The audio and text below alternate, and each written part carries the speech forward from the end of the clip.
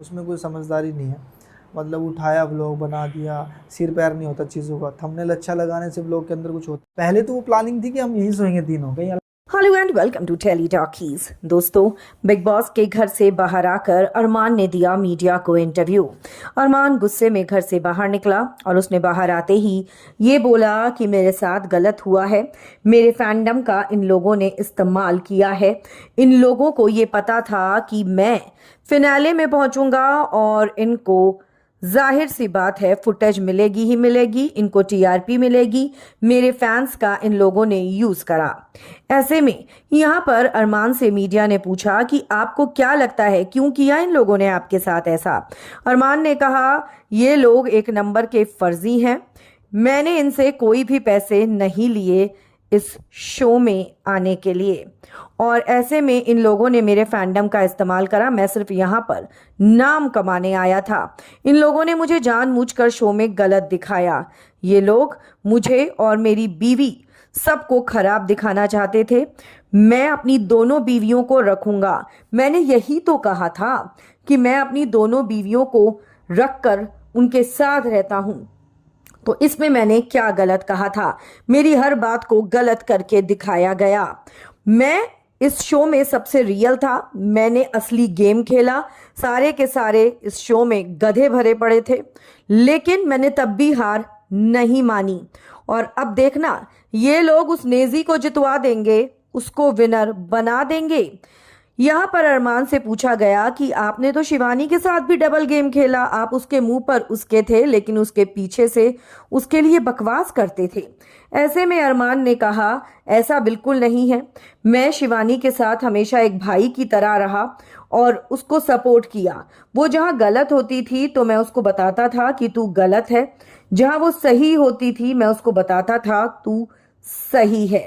लेकिन जानबूझकर मेरी गलत चीजें ही इन लोगों ने दिखाई। हाँ, मैं ये जरूर कहूंगा कि शिवानी में अकल कम थी और इसीलिए वो एलिमिनेट हो गई।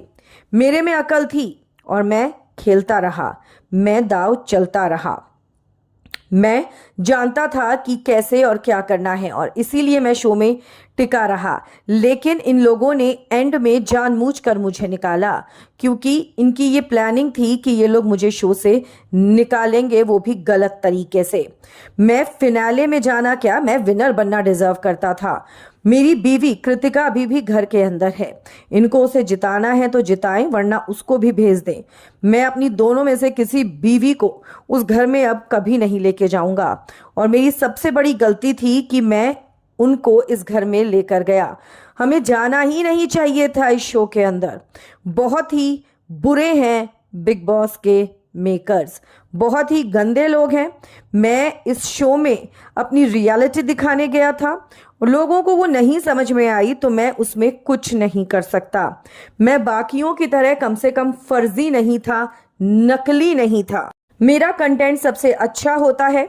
यहाँ पर विशाल के लिए भी पूछा गया तो ऐसे में अरमान मलिक ने कहा कि विशाल को थप्पड़ मारना जरूरी था।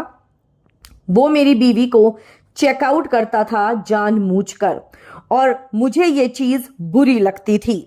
मैंने थप्पड़ मारा, उसके बाद वो सुधर गया। ऐसे में अरमान से पूछा गया और उसको बताया भी गया कि आपकी बीवी तो खुद उससे बात करती थी जा जाके, और वो खुद उससे गप्पे लड़ाने की कोशिश करती थी, उससे पूछती थी मैं कैसी लग रही हूं। इस पर अरमान ने कहा नहीं, मेरे घर की दीवारें, जैसे मैंने घर के अंदर भी कहा था, बहुत मजबूत है और मेरी बीवी नहीं पूछ सकती। जिसके बाद यहाँ पर अरमान को एक क्लिपिंग तक दिखाई गई जिसमें बात कर रही है कृतिका जानबूझकर विशाल से। अरमान ने कहा कि ये मैं कृतिका से पूछकर ही अब आपको बता सकता हूं। दोस्तों, अरमान मलिक ने सीधा सीधा ये कहा है कि ना तो वो कृतिका और ना ही वो पायल को छोड़ेगा और वो उन दोनों के साथ ही रहेगा।